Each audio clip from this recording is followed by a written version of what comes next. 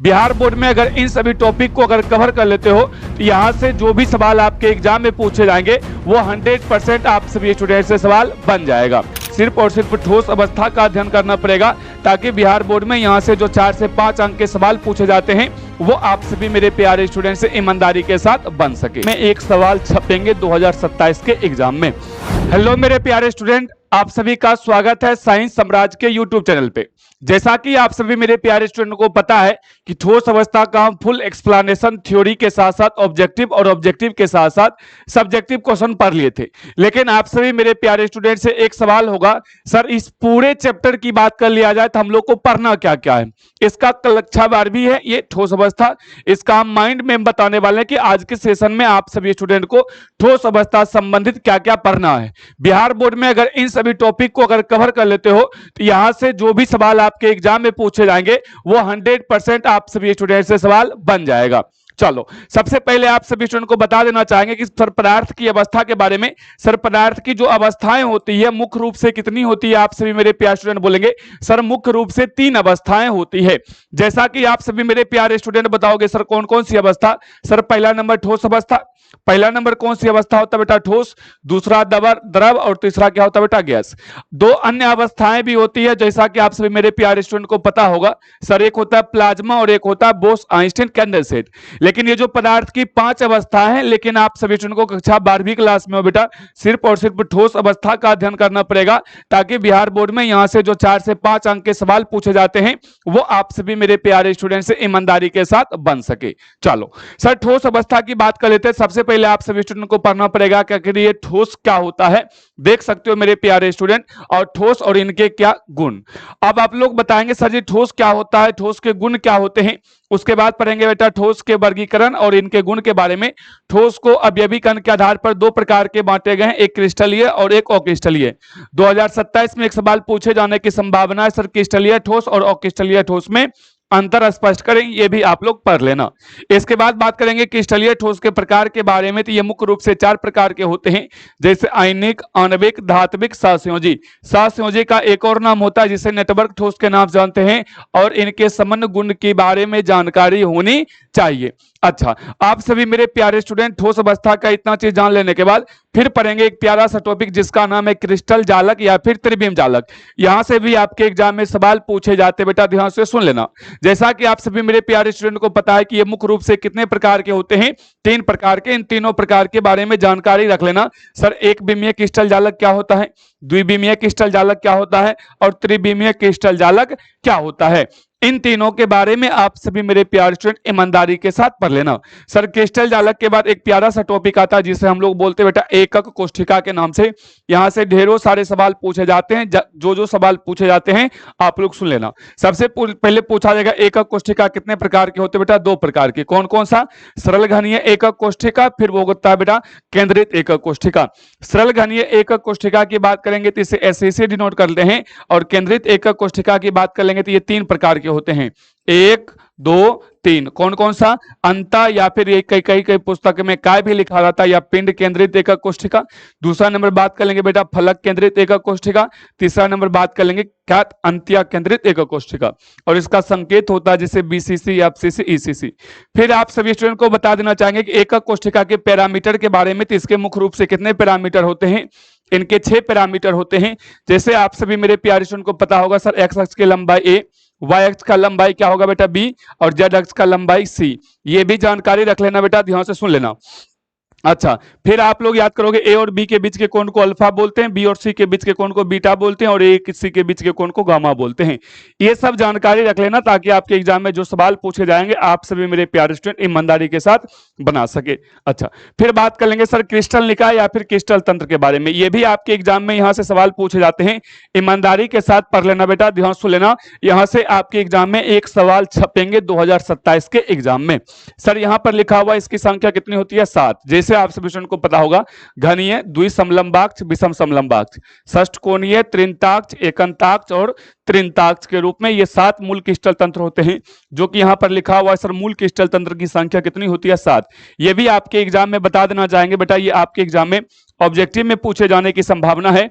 ये प्रश्न आपके ऑब्जेक्टिव में पूछे जाने की संभावना है। अब सुनो सर, इसके बाद आप सभी स्टूडेंट को एक प्यारा सा टॉपिक आएगा जो कि आप सभी मेरे प्यारे स्टूडेंट के लिए मोस्ट इंपोर्टेंट के रूप में कार्य करेगा, जिसका नाम है ब्रेबेज जालक। ब्रेबेज जालक की बात कर लिया जाए तो इसकी टोटल संख्या कितनी होती है, तो आप सभी मेरे प्यारे स्टूडेंट बताएंगे इसकी टोटल संख्या बेटा कितना होता है, 14 होता है। जैसे कि घनीय, घनीय की बात कर लेंगे तो इसके लिए 3 होते हैं, द्विसमलंबाक्ष के लिए 2। हम यहां पर लिख दिए जैसे विषम समलंबाक्ष, एकंताक्ष, षटकोणीय, त्रिंताक्ष और त्रिसमन्ताक्ष। ये सातों के बारे में आप सभी मेरे प्यारे स्टूडेंट को जानकारी होनी चाहिए ब्रेबेज जालक से संबंधित। पहला नंबर सवाल पूछा जाएगा कि घनीय के लिए सब ब्रेबेज जालक की संख्या कितनी होती है, 3। देख सकते हो वहां पे। सर सबसे अधिक ब्रेबेज जालक की संख्या किसमें होती है, तो आप सभी स्टूडेंट बोलेंगे सर विषम समलंबाक्ष। ये भी आपके एग्जाम में ऑब्जेक्टिव में पूछे जाने की संभावना है 2027 के लिए। अच्छा, फिर आप सभी मेरे प्यारे स्टूडेंट ध्यान देंगे बेटा, एकक कोष्ठिका में कणों की संख्या। यहां से जो जो ऑब्जेक्टिव में पूछे जाते हैं बेटा ध्यान सुन लेना। आप सभी मेरे प्यारे स्टूडेंट को हम याद करा देंगे, ध्यान से सुन लो। सर एससीसी की बात कर लिया जाए तो एससीसी के लिए 1 होता है, बीसीसी के लिए 2, एफसीसी के लिए 4, ईसीसी के लिए 2। जो कि मेरे प्यारे स्टूडेंट यहां से 4 सवाल ऑब्जेक्टिव में बनते हैं, कोई ना कोई एक सवाल आपके एग्जाम में दिख सकते बेटा, ध्यान से सुन लेना। इसके बाद आप सभी स्टूडेंट को बता देना चाहेंगे सर एकक कोष्ठिका की त्रिज्या, ये भी आप सभी मेरे प्यारे स्टूडेंट के लिए मोस्ट इंपोर्टेंट के रूप में कार्य करेगा ऑब्जेक्टिव क्वेश्चन बनाने के लिए और 2 नंबर वाले क्वेश्चन बनाने के लिए। सूत्र की जानकारी होनी चाहिए, ध्यान से सुन लेना। आपके एग्जाम में यहां से पूछे जाएंगे एससीसी का रेडियस क्या होता है, त्रिज्या a/2, बीसीसी का रेडियस क्या होता है, √3 a/4, एफसीसी की बात कर लिया जाए तो a/2 √2। ये इनके सूत्र होते हैं, ये इनके फॉर्मूले होते हैं, यानी त्रिज्या ज्ञात करने के लिए, ताकि आप सभी मेरे प्यारे स्टूडेंट को सिर्फ हम सूत्र लिख दिए हैं, इसके बारे में आप सभी स्टूडेंट पढ़ लेना। अच्छा, फिर आप सभी स्टूडेंट बोलोगे सर क्या, तो इसके बाद एक प्यारा सा टॉपिक आता है जिसका नाम होता है संकुलन क्षमता या फिर समन्वय संख्या। अगर ये ना पूछे तो इसी को डायरेक्ट लिख देता है बेटा क्या, तो कोऑर्डिनेशन नंबर। ध्यान से सुन लेना, कोऑर्डिनेशन नंबर ज्ञात करने के लिए एक प्यारा सा हम ट्रिक बनाए हुए हैं, इस ट्रिक का भी नियम का पालन कर सकते हो। बता दो ए कितना नंबर पर 1, बी कितना नंबर पर बेटा 2, सी कितना नंबर पर 3, डी कितना नंबर पर 4, ई कितना नंबर पर 5 और एफ कितना नंबर पर 6। ध्यान से सुन लेना, सबसे पहला नंबर सवाल पूछा जा सकता है बेटा एससीसी। अच्छा, आपके एग्जाम में अगर पूछ ले मेरी जान एससीसी के बारे में, एससीसी के बारे में अगर आपके एग्जाम में पूछ ले तो आप सभी मेरे प्यारे स्टूडेंट बोल देना सर एससीसी के लिए कितना होता है, 6। बीसीसी की बात कर लिया जाए तो इसके लिए 8, एफसीसी के लिए 12, एससीपी और सीसीपी के लिए भी 12 होता है। यहां से आपके एग्जाम में ऑब्जेक्टिव क्वेश्चन पूछे जाने की संभावना बेटा ध्यान सुन लेना। ईमानदारी के साथ इन सभी टॉपिक को पढ़ लोगे ना तो बिहार बोर्ड 2027 एग्जाम में ठोस अवस्था के कोई भी सवाल आपके एग्जाम में नहीं छूटेंगे, ध्यान से सुन लेना। अच्छा, फिर आप सभी मेरे प्यारे स्टूडेंट बोलेंगे सर क्या, तो संकुलन क्षमता एवं रिक्तियों, ये भी आपके एग्जाम में पूछे जाएंगे। इसका एक बार आप सभी मेरे प्यारे स्क्रीन शॉट मार लेना, इसका एक बार स्क्रीनशॉट में लेना, ताकि यहां से जो जो सवाल पूछे जाएंगे एक बार में समझ में आ जाएगा बेटा, ध्यान सुन लेना। पहला पूछा जाएगा एससीसी की संकुलन क्षमता 52.4 या 52%, बीसीसी की बात कर लेंगे तो 68% और एफसीसी ध्यान यहाँ पे 3 सवाल दे दिए, एफसीसी, एससीपी और सीसीपी, इसके लिए होता है 74% के रूप में।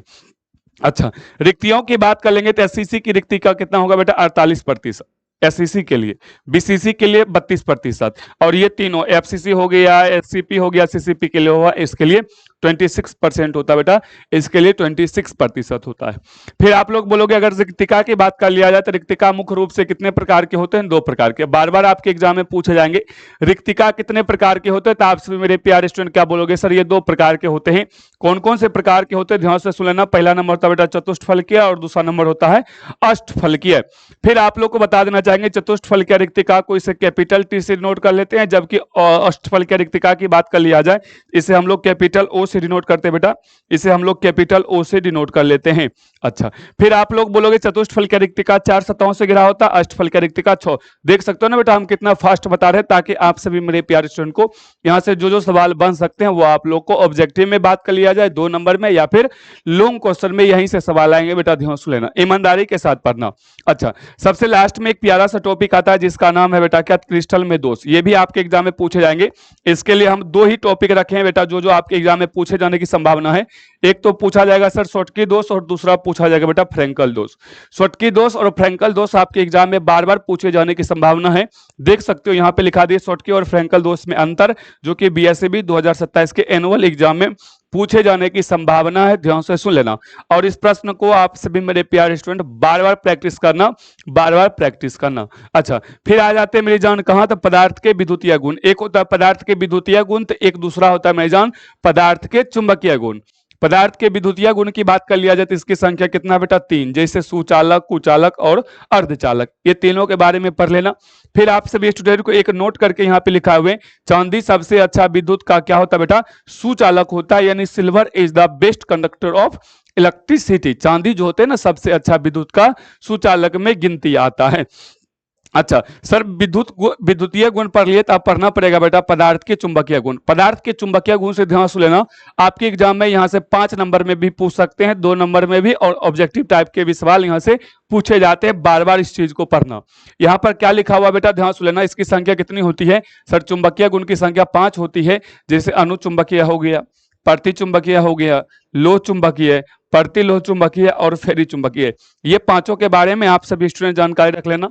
बीएसएबी 2027, अगर इन सभी टॉपिक को आप सभी मेरे प्यारे स्टूडेंट कवर कर लेते हो ना, तो बिहार बोर्ड 2027 की बात बता देते मेरी जान, कि यहां से जो भी ठोस अवस्था के सवाल पूछे जाएंगे वो आप लोग से ईमानदारी के साथ आराम से बन जाएगा। सिर्फ प्रश्न को देखोगे, आंसर लगाओगे।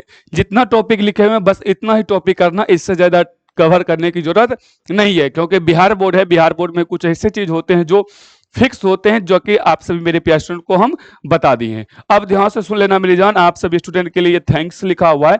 आप सभी मेरे प्यारे स्टूडेंट क्या करेंगे, इस वीडियो को अपने अपने दोस्त के पास शेयर कर देंगे, ताकि अगर ठोस अवस्था के अगर कोई टॉपिक बोला जाए तो कौन कौन से टॉपिक पढ़ रहे हैं, इस चीज को आप सभी स्टूडेंट को जानकारी होनी चाहिए। ध्यान से लेना। और ठोस अवस्था में अगर नंबर लेना चाहते हो, इन्हीं सभी टॉपिक को कवर करना, इससे ज्यादा कोई टॉपिक पढ़ने की जरूरत नहीं है। बिहार बोर्ड 2027 के एग्जाम के दृष्टिकोण से इसमें प्रत्येक टॉपिक को रखा गया, ताकि आप सभी स्टूडेंट को किसी प्रकार की परेशानी का सामना ना करना पड़े। अब मिलेंगे आप सभी स्टूडेंट को अगली इसी प्रकार के